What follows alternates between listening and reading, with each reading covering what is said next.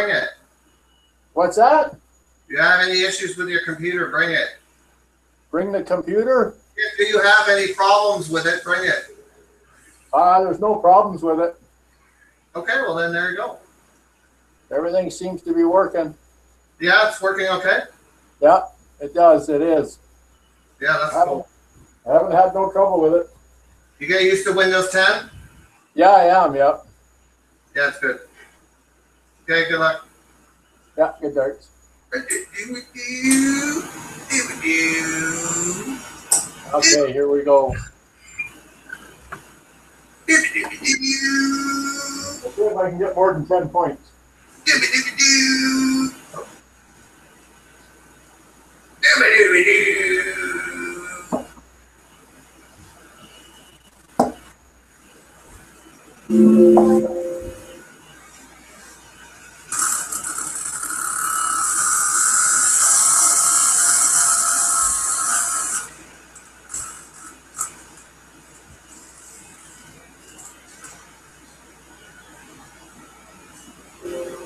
You shot? Yeah, it's your shot.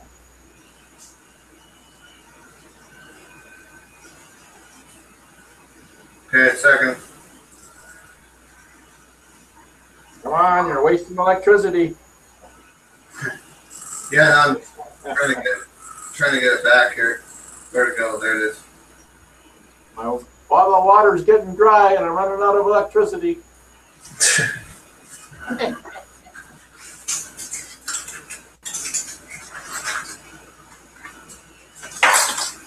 Just plug this in. Yeah, I got rid of that stupid ass kitchen table. There's no table here right now, but I got rid of it. When I got the bed, I was like, hey, because you had the car to move stuff, or the U-Haul to move it. That's one thing I wanted out of here, is that it's too big, that freaking table. Oh, yeah. Oh, it's ridiculous. Peter gave it to me. It's too big.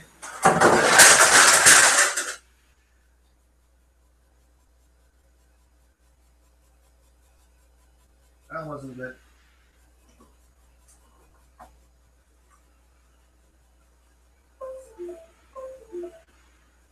Okay. Here it is. There, number pad's on. Alrighty. Still waiting for you to throw. Oh, there you go. That's no good.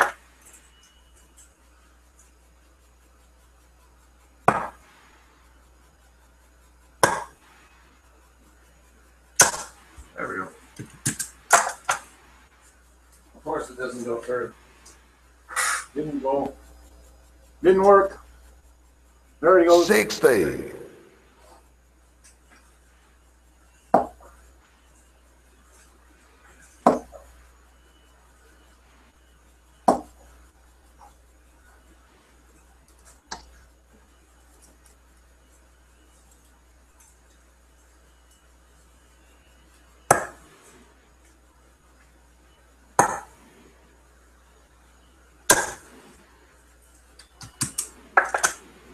$66.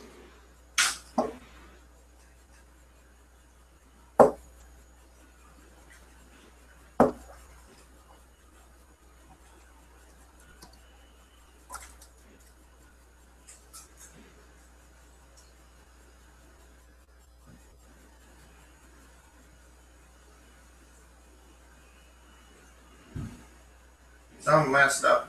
Hold on. Something messed up. Come on.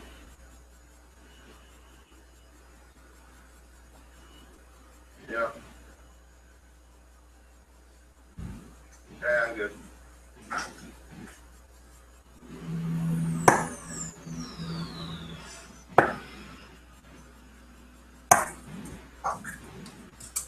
Garbage. 30. Welcome to Find Out Computer Repair Podcast, episode number 143. I'm Jeff Pepper. This is our live call-in show for computer repair techs, and we bring you tips and ideas for your IT business. Call-in number is 1-888-697-0162. Let me introduce the co-host. We have Chris Brothers from the Remote Support Tech Team. How you doing, Chris? Hi, I'm hopping this week. How are you? It's getting fall in this area, so it's runners. 22. Construction season is done here already. Oh, yeah, we still have a little bit of Also doing that thing with Matt Rainey from Pockets Pro and informedIT.net. How you doing, Matt? Our winter hasn't come yet. Our winter's like Monday. It's probably sometime in February. I'm gonna remind you of that. Maybe do a little bit of snow. 41.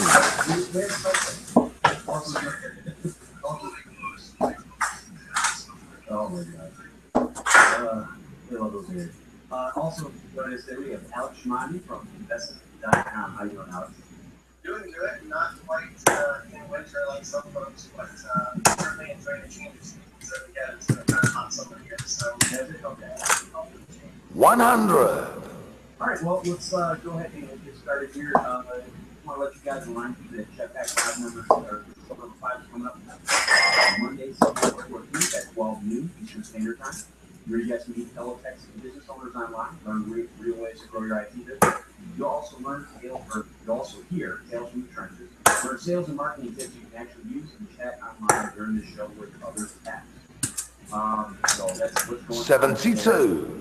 I just want to let everybody know that we are doing this show. I wasn't here last week because of work. So this show's not going anywhere. I want to make people aware that sometimes that does happen on a Sunday, but not too often. So I'm glad to be back and sharing with you guys. And we have a great panel with us today. We're going to have a lot of good information for sure. Hopefully more than you. Alex, what's been going on in your business lately? Hey, you have to come and watch a baseball game because Clint plays with it. Clint's always there, right?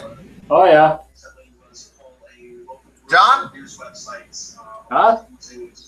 I don't hear you now for some reason. 77.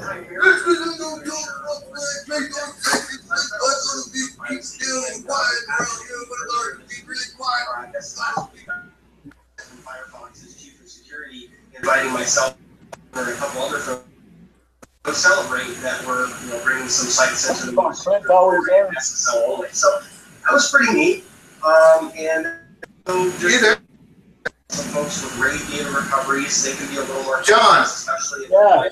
you rebuild or I said you'll have to. We got a game on Monday and Tuesday. You'll have to come because Clint's always there, right? Clint's there to do that. Hey? Yeah.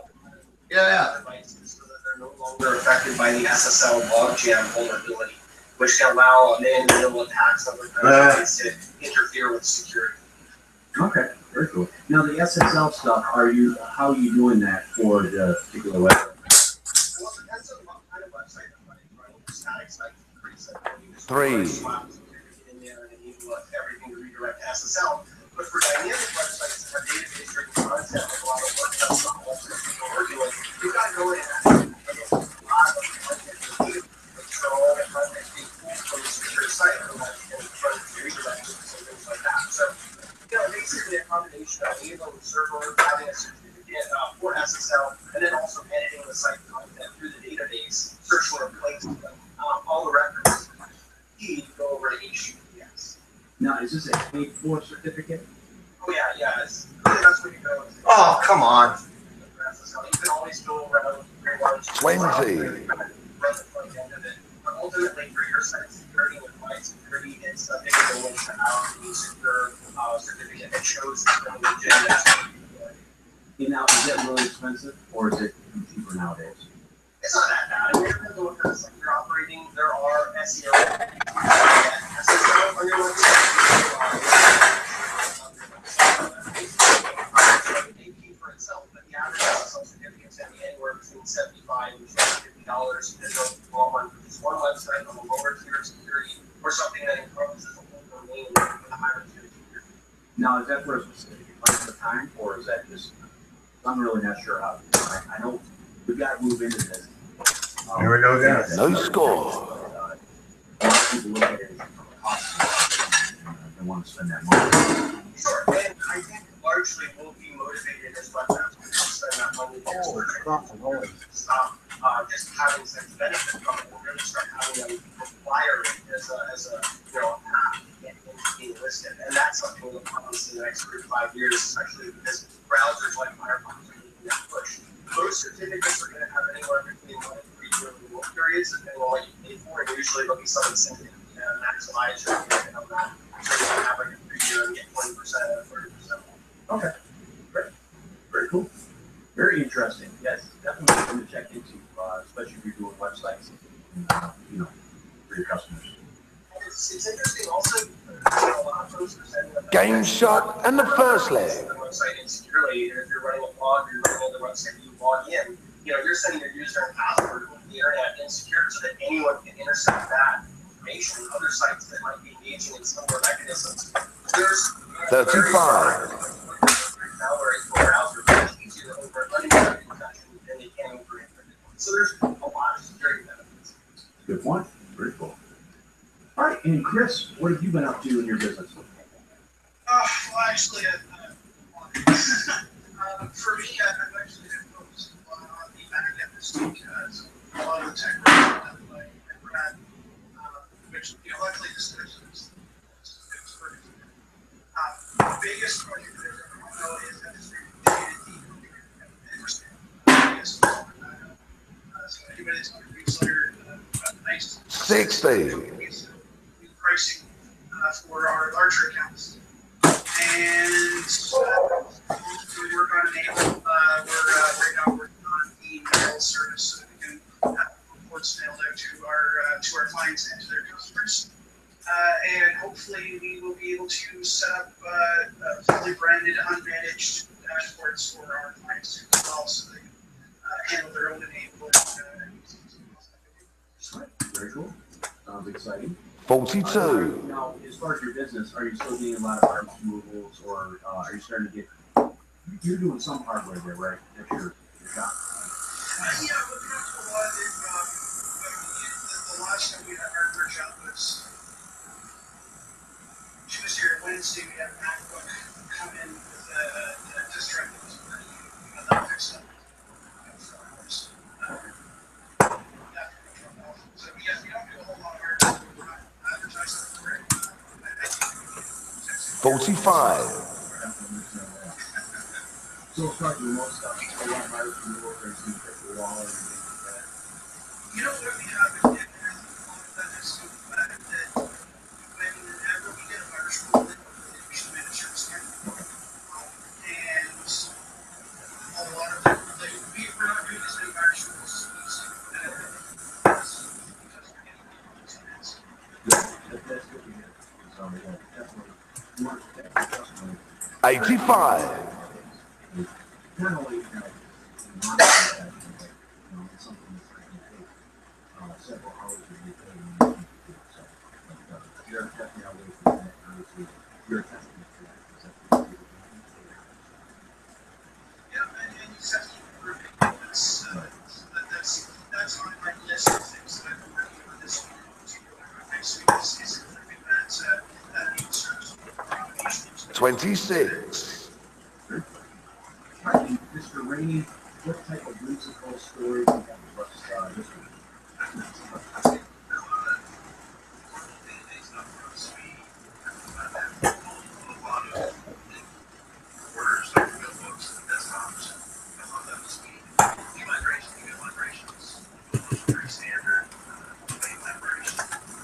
Standard 140.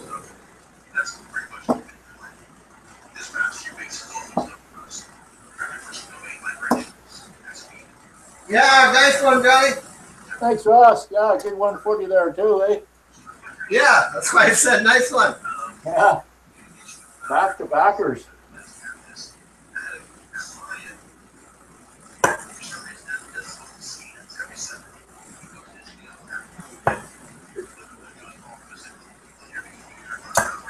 Oh, what a mess. Brutal. 43.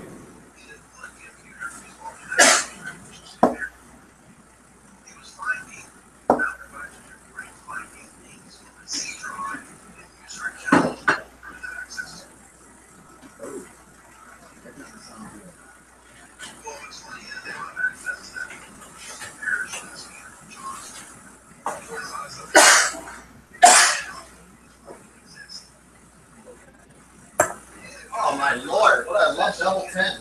Double 5, I mean.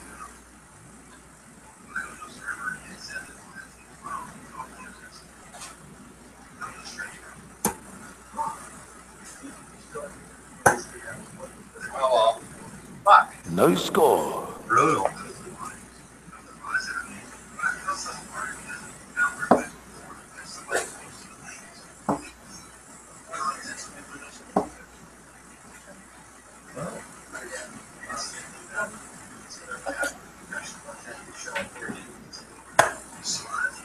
Good miss.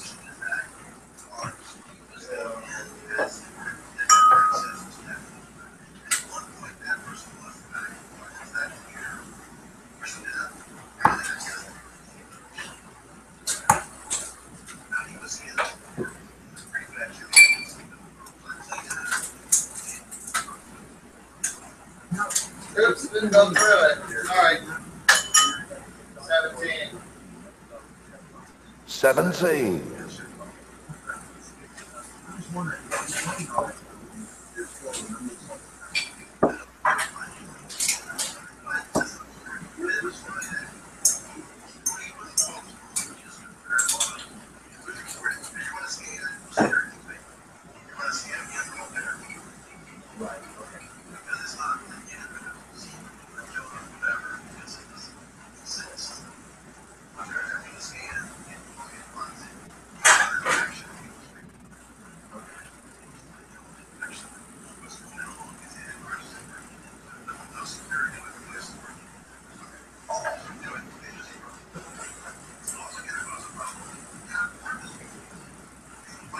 Alright.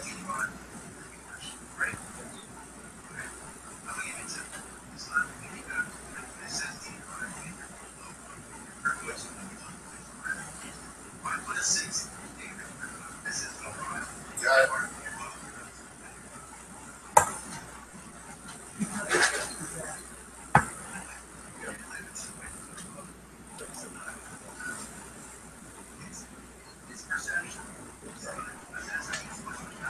Game shot and the first leg. The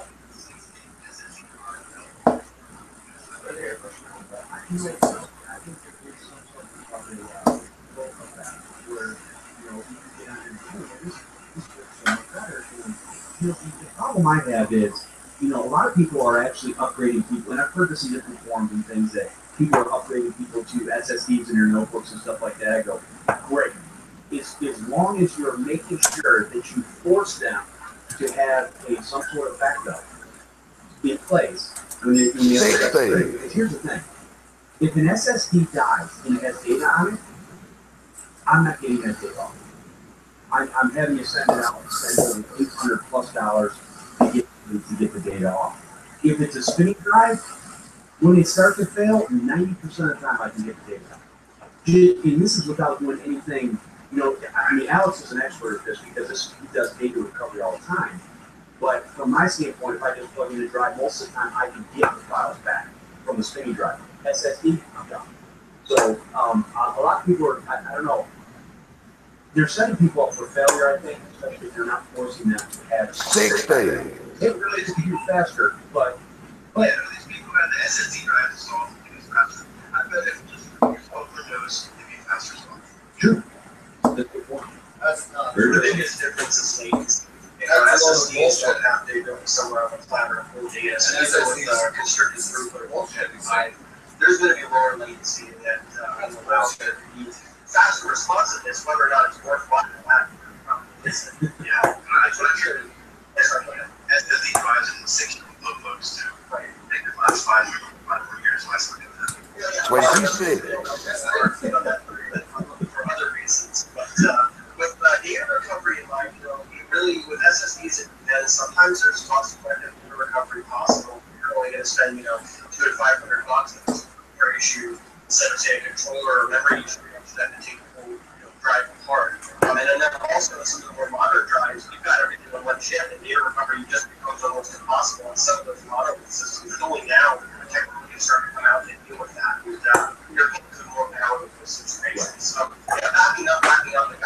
always the best. Like,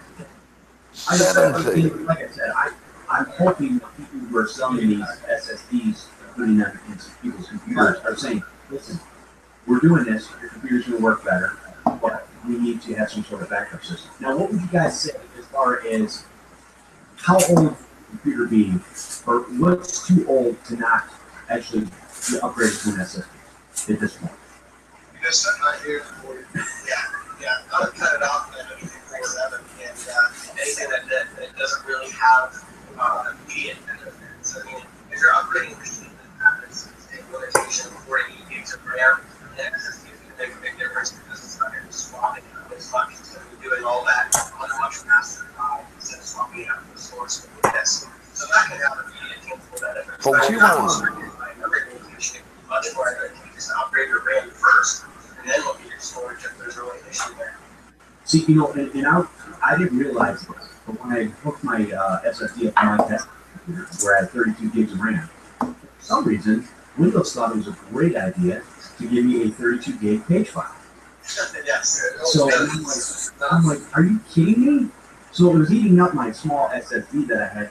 Now, just my operating system was on there, but still, from that standpoint, I'm like, oh, wait a minute. Why is this thing, it's like eating up everything. And I'm like, why is there 32 gigs of a page file on there? I think I left like 4 gigs on there, but I could probably take it down to a gig and be fine. But I was just trying to play it safe. And then you've got the hibernation file that will also take 32 gigs. Yeah.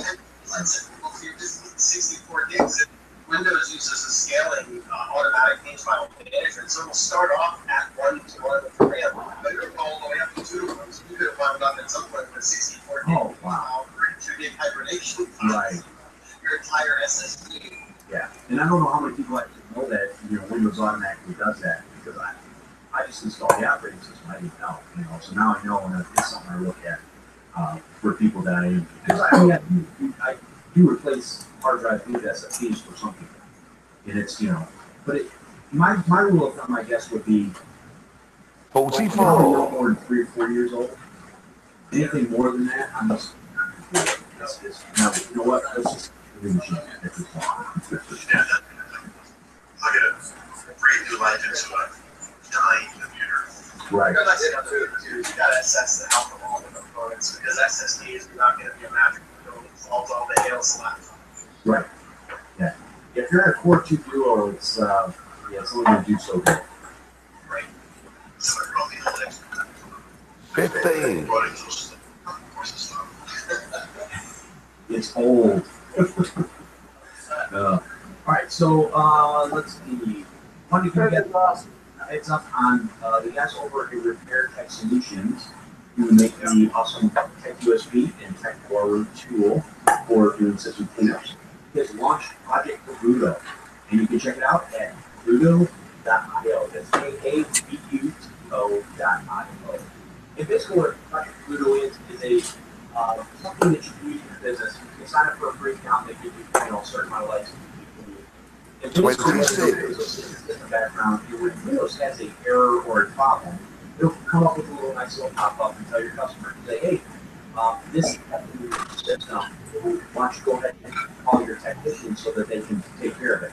Again, it's a more proactive approach to basically, not only keeping you in the front of your customer's mind, but also, helping the customer before they get to a point where everything is so mucked up that, basically their computer's so slow or so virus driven or, has a big problem with a hard drive dying. You should be able to see some of the stuff that Windows 26. And people just hit next and ignore. Now it's going to get more pop-up that says, hey, why don't you call a technician so you take a look at this and take care of it. I guess your sheet. So definitely check that out over at kabuto.io. You guys can find more information on that. All right, and let's go ahead and get into some emails, which we have a lot because we're behind. This is from David Cetra. It says, Dear Jeff and the other Podnuts crew, I've been a Podnuts listener ever since I discovered your podcast and website. 45. Knowledge takes my IT courses in 2010. I did get my CompTIA A+ at the end of 2010, and I've taken a full year of CCNA class. I have numerous podcast courses I have loaded and useful information, regarding PC repair. I do not have a PC repair business, but I do like helping out family and friends with their PC issues whenever they have them. Now, I have questions and comments. Here's how we formulate, very, very basic stuff. Very cool. It says, I worked on a machine heavily infected with malware for a friend of mine. I had the machine for about a week and ran extensive antivirus training as well as cleanup and Windows repair tools.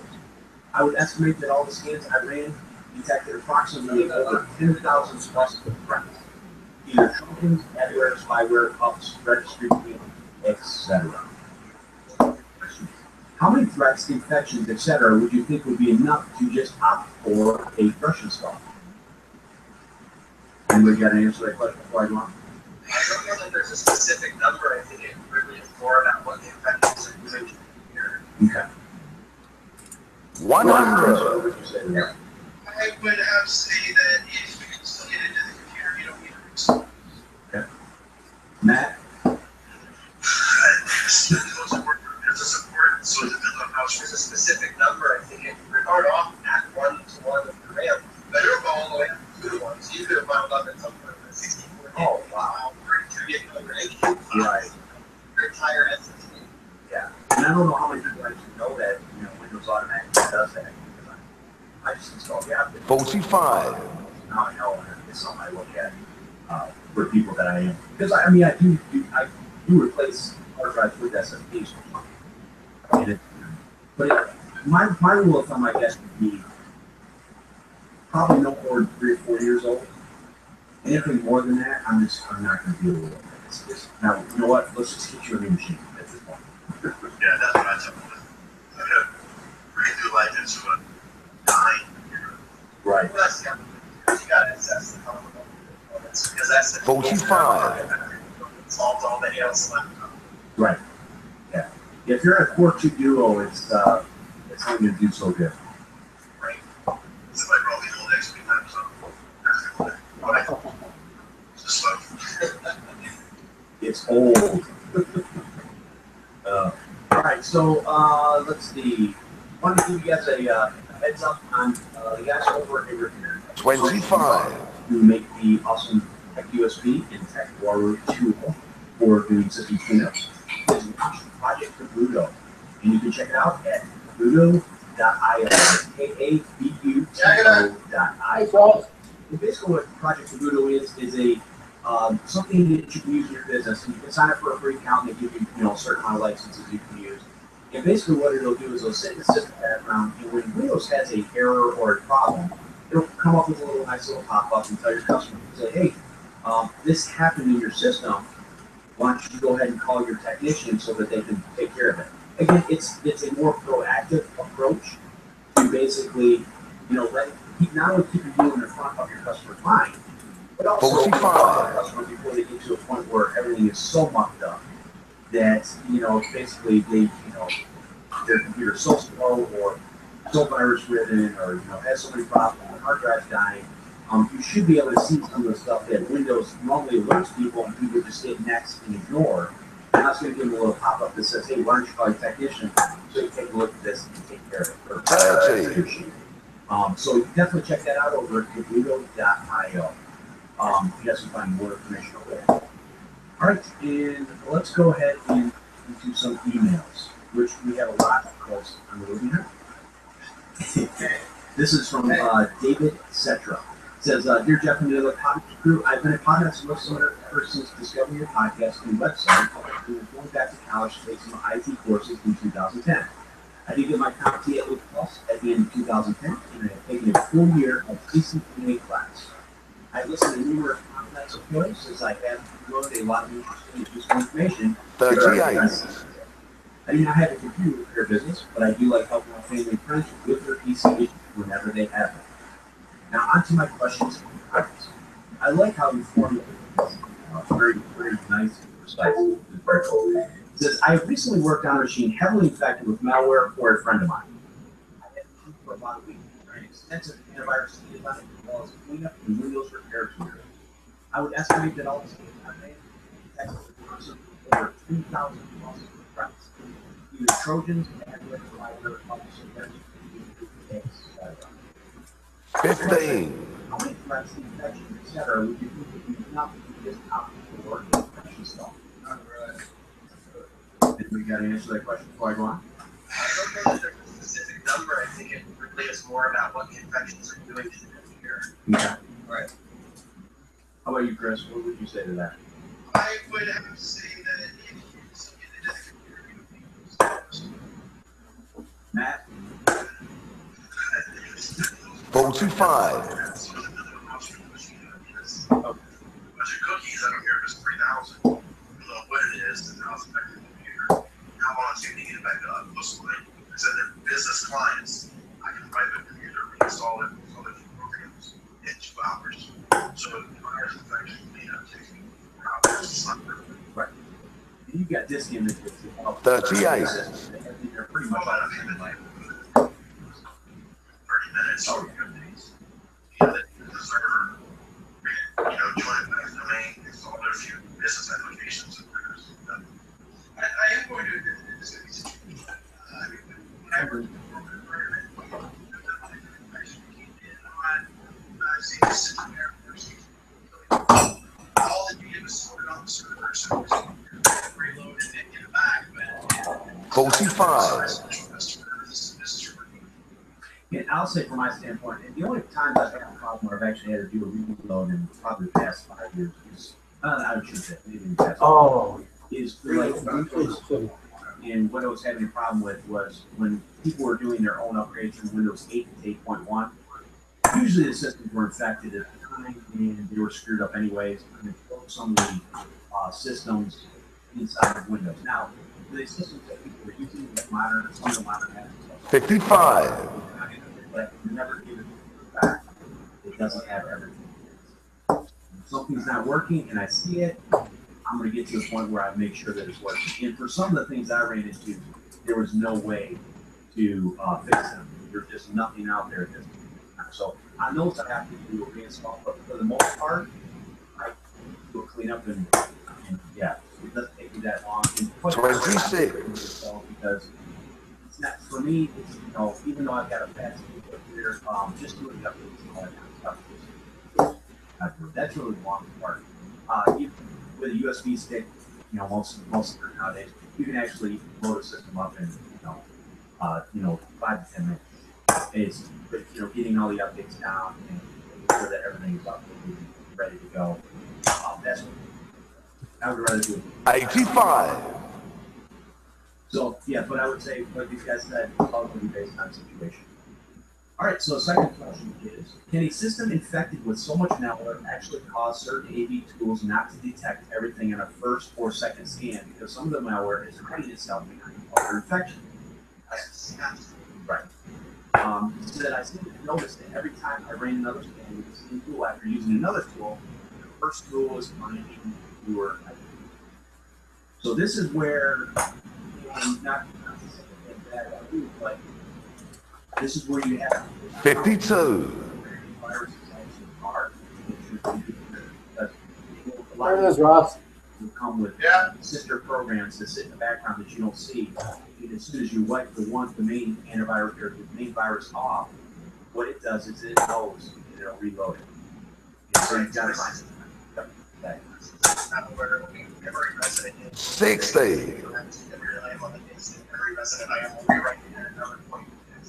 So, because sometimes it can be good when the opportunity to scan outside of Windows, so there's nothing memory resident. You can get rid of all the stuff you can see first and see it drop on the disk and then put it in the computer environment.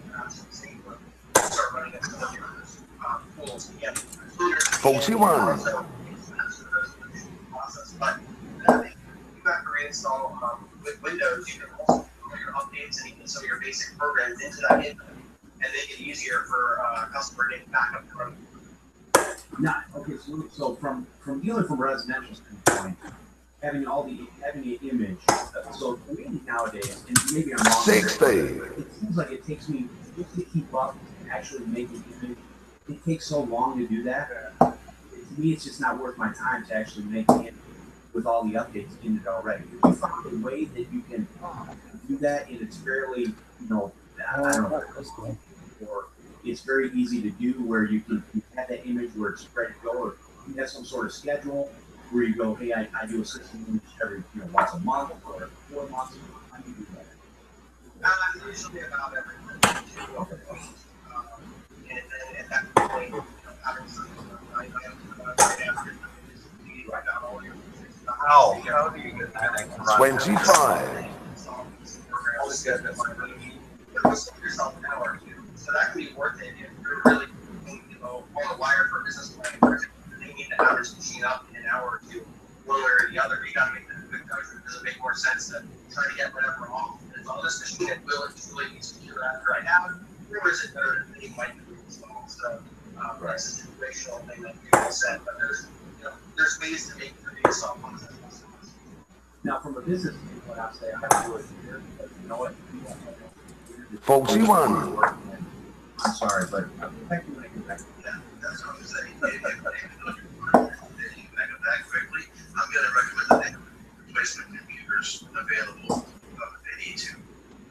Now, for the infections that he said, also, I've seen a lot of infections where stuff has been startup folders. 26. Startup. Sometimes you clean up stuff and remove one of those things that's back. Which they have login run that's check those securities too. Yeah, there's certain registry keys that you definitely have to check and make sure that the information hasn't changed because that's where a lot of them can actually repopulate from. And obviously, the schedule task, I've seen 20 different schedule tasks. I use one of this, and of course, one of the characters, random EXE. Come on. 22. Jesus Christ. Audio drivers. Okay. They'll really, grow in or what policy to make sure it re-downloads itself. So it is a thing, which is why you got to be really thorough. Gotcha. Okay. Very good. Chris, you got anything to add? What? Unfucking believable. 22. Right. Oh, Yeah, it's fucking everyone's going into fucking 1 or 5. They're all gonna oh. That's just the way that I gotta quit watching you. Yeah. That's the only place I've ever used an image. So that's just the mindset that was stuck in my head. That's something that I'm gonna have to learn from. Because everyone needs to learn. And Alex, let me ask you, what types of schools? 61. And if you found a way that is pretty easy to do. Yeah, I was And then they could 3 months ago, not as sad as it is. So it's good to start on the right foot, and then it's also important to have, up-to-date ISOs. So you can, if you're building Windows 7, you don't want to build your service pack 1 and all that. So you start with Windows that has service pack 1, all your updates on that, and then have your application installer. That's so there's definitely do it. 60.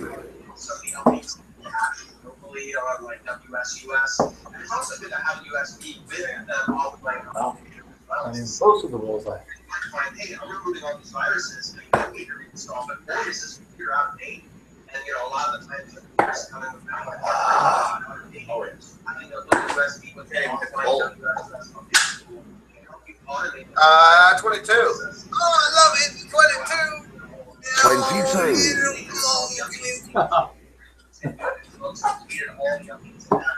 then when you query Windows update, a much more manageable amount of updates to download. Doing a system image, are you using a USB key or are you using a disk or a combination thereof? I'll put it on both because a computer might come in that doesn't boot up or USB properly. It might, sometimes you might have a network drive and another might have boot off USB. So I like to have it in all formats. 21. So I have all the options to be able to do for that workshop. Now, let me ask you that because this is very interesting. Since we're from Windows 7 on, There it is, Ross. Windows 8 and Windows 10, Microsoft actually makes the ISOs available. Now, Lucky Ross Dart. Yeah, exactly. But does anybody know how up to date those things are? Are they constantly changing them and making them where they have, they're not just maybe a Windows 7 Service Pack 1, but they're Windows 7 Service Pack 1, all the way in, whatever, November of 2014 or something like that. No, they just release it out of the version that you would find in retail. Okay. So, most recent version, that's what Are you kidding me? Right off the board. 40. So on and so forth. With Windows 7 out of the box, you have 400 or 500 updates you have to install.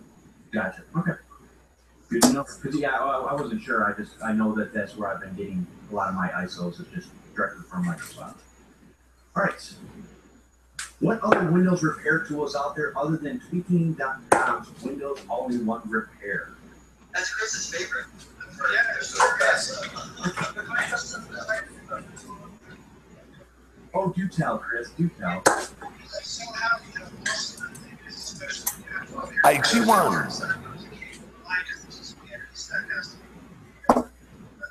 And I don't know about you guys, but do you have any idea how hard it is to walk an 8-year-old through opening up the command prompt to type in ETSD space on ETSD space on ETSD space space reset on TXT, and they don't understand this phonetics don't exist.